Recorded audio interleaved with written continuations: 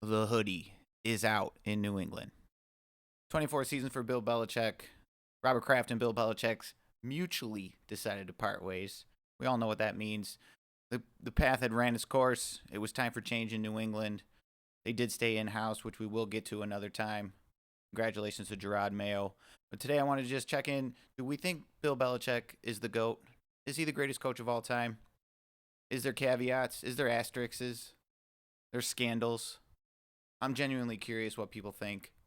I personally do not think that Bill Belichick is the greatest coach of all time.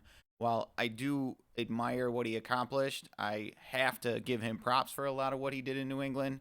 Um, it's amazing. 24 seasons with one team in today's NFL, free agency, high expectations, short tempered owners. It's quite incredible what he did accomplish while he was here. We all know he had Tom Brady. Bill Belichick. I personally do think that was a match made in heaven. I'm not on the side of Belichick was no good without Brady. I think Brady became who he was because of Belichick. Now, did he grow bigger than Belichick over time? Yeah, I think he did. But taking a look at what Belichick did in his tenure with the New England Patriots, first and foremost, 266 wins in those 24 seasons. That's second all time with one team, short to George Halas, who had 318. So I mean, just winning in that bulk is just incredible. Um, 17 division titles. Buffalo Bill fan here. Trust me, I felt the pain and suffering of the New England Patriots pounding that division for a really long time. 17 titles, division titles in 24 years. That I don't know if that'll ever be done again. That's quite incredible. 9 conference titles. So Belichick and the Patriots won the AFC 9 times in 24 years. It's smidge under 30%. 31 playoff victories. Again, there's teams in the league who haven't won a playoff game since 1992, 93. Detroit Lions, I'm looking at you. Hope you get one this year. 6 Super Bowls. I think this is for me the one thing that just really jumps off the page. To win, it's two-folded. To think about 6 is the most all time, but in 24 years with Tom Brady, they only won 6, right? Like, I think it just goes to show you how hard it is to win a Super Bowl, to win in the NFL, to sustain greatness. We always hear a lot about, repeating is one of the hardest thing in sports to do. When you finally quenched your thirst and you won a championship, to go back through the grind again, training camp, regular season, playoffs, and sort of not have a chink in your armor throughout that process is human nature. I think it's talked about a lot, and I think there's something substantial there. But either way, 6 Super Bowl wins is incredible. Chuck Noll with 4 is the next one on the list. So we talk about how hard it is to win those Super Bowls, and he's 2 ahead of another legendary coach who ended with 4. Now that argument that people make about what was he with or without Brady? With Tom Brady at the Patriots, 219 and 66. It's a 76% win percentage. I think everybody can agree that that was unreal. That was unreal winning percentage, unprecedented success. Congratulations to those guys. Now, without Brady, and this is through the span of his career, the without Brady, 84 and 103. Now, that's only a 45% win percentage.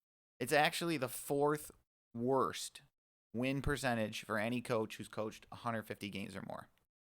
So I think it has to be acknowledged. We have to pay attention to it. It doesn't have to be what makes or breaks Bill Belichick, but I don't think it's fair not to talk about it. Only winning 45% of your games, you wouldn't be a head coach for very long in the league. He got a lot of leeway over the past few seasons since Brady left because of what he had built in New England, and now we see obviously the departure has happened. So also there's the GM side to Bill Belichick. I think we all know he was notoriously known for having full control in the organization, the GM side of Bill Belichick, if you will. I saw an interesting stat the other day, tweet, whatever you want to call it, that the Patriots have not re signed a top 3 round draft pick since 2012. And that was Dante Hightower. So if you think about that, they've went 10 years. That's essentially saying 10 years the Patriots have not hit on a top 3 round draft choice, right? First round, second round, third round. I mean, first round, you're supposed to. I understand drafting is hard too, right? It's hard to draft good players as it is to win in this league. But to have a basically. So is it a 0% success rate on first round picks? A 0% success rate on second round picks? You're not letting these guys walk, right? I can't think of and feel free to toss it in the comments if I missed it. I don't remember a top 3 round draft pick that was a stud for the Patriots that left because he wanted to play somewhere else. Belichick had a way of getting guys to New England because they wanted to win, and to see that failure is tough, right? I think that was another ding, and ultimately why the Patriots have so recently been in such a bad place. And I guess probably more kudos to Tom Brady for how much he picked up the slack in that regard. So you think about a roster that has not retained any of its high value draft picks. It's hard to sustain winning in the NFL at that rate. So that's some of the numbers for you. As I said, I personally can't crown Belichick the GOAT. I don't think I could crown the GOAT. It's so hard with different eras in the NFL, and different things and players and quarterbacks on those teams. It's really, really hard. I think ultimately what he did in New England is legendary. I think he's going to go on to coach another team this year, and I'm really excited to actually see how he does. I do think one of the final points is the thing that really hurt Belichick in New England is the Patriot way, and everything had to be done that way. I saw RG3 commented the other day. He said the Patriot way is dead, and it died with Tom Brady, and I agree. I think the new wave of coaches in the NFL, the Mike McDaniels of the world, Kyle Shanahan's, these guys can relate to players. Antonio Pierce, look at what the Raiders are, the star players are rooting for Antonio Pierce. You got to be able to relate to these guys.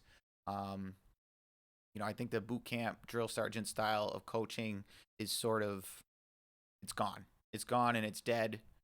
So it'll be exciting to see what happens to Belichick, see where he goes. Overall, do you think he's the GOAT or he's not the GOAT? Thanks so much for tuning in. We'll see you next time.